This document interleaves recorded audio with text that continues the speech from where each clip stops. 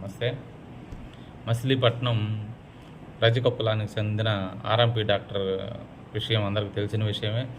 జనసేన నాయకుడిని పవన్ కళ్యాణ్ గారిని ఆయన నోటికొచ్చినట్టు మాట్లాడడం, ఆయన మామూలుగా కూడా కాదు, అది ఓవర్. అంటే యాక్చువల్గా చెప్పాలంటే అది తాగిన అతన్ని వైసీపీ వాళ్ళు తాగిన మత్తులో రెచ్చగొట్టేస్తే మాట్లాడచ్చు అనే ఉద్దేశంతో రెచ్చగొట్టారు, మాట్లాడేశాడు. తాగిన మైకంలో పోతుంది, తాగిన లెక్కలో పోద్ది, మన మీదకి రాదని అని చెప్పి వైసీపీ వాళ్ళు నిర్ణయించుకున్నారు.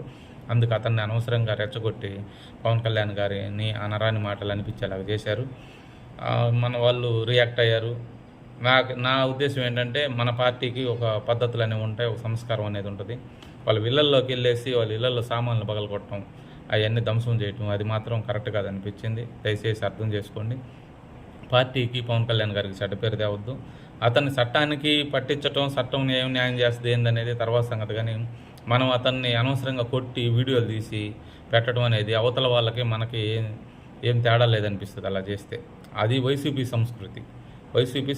అది కొట్టి వీడియోలు తీయటం, పంపించడం, చేయటం అనేది అది వైసీపీ సంస్కృతి, మనది కాదు. దయచేసి మీరు అర్థం చేసుకోండి. ఇంకోసారి ఇలాంటి ఏమన్నా జరిగినా కూడా అది ఏదన్నా ఉంటే పోలీసులకు పట్టించండి, పోలీసు వాళ్ళు చర్యలు తీసుకుంటారు, లేదంటే వాళ్ళ కర్మకు వాళ్ళు అనిపించుకుంటారు. కానీ దయచేసి ఇళ్ళల్లోకి వెళ్ళి కొట్టడం, చేయటం, ఎందుకంటే వాళ్ళు మళ్ళీ అవన్నీ సమకూర్చుకోవాలంటే వాళ్ళకి ఇది అవుతుంది, కష్టం అవుతుంది. అతను ఏం పెద్ద ఇది కూడా కాదు, ఆ వ్యక్తిని చూస్తే అర్థమైపోతుంది. ఆయన ఏం పెద్ద ఆర్థికంగా ఏదో బలంగా ఉన్న వ్యక్తి కూడా కాదు. ఏదో తాగేశాడు, అవతల రెచ్చగొట్టేశాడు, మాట్లాడేశాడు. ఇంక జీవితంలో ఎలాంటి పని ఎప్పుడు చేయడు ఆయన.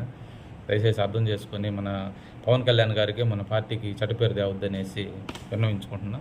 నమస్తే.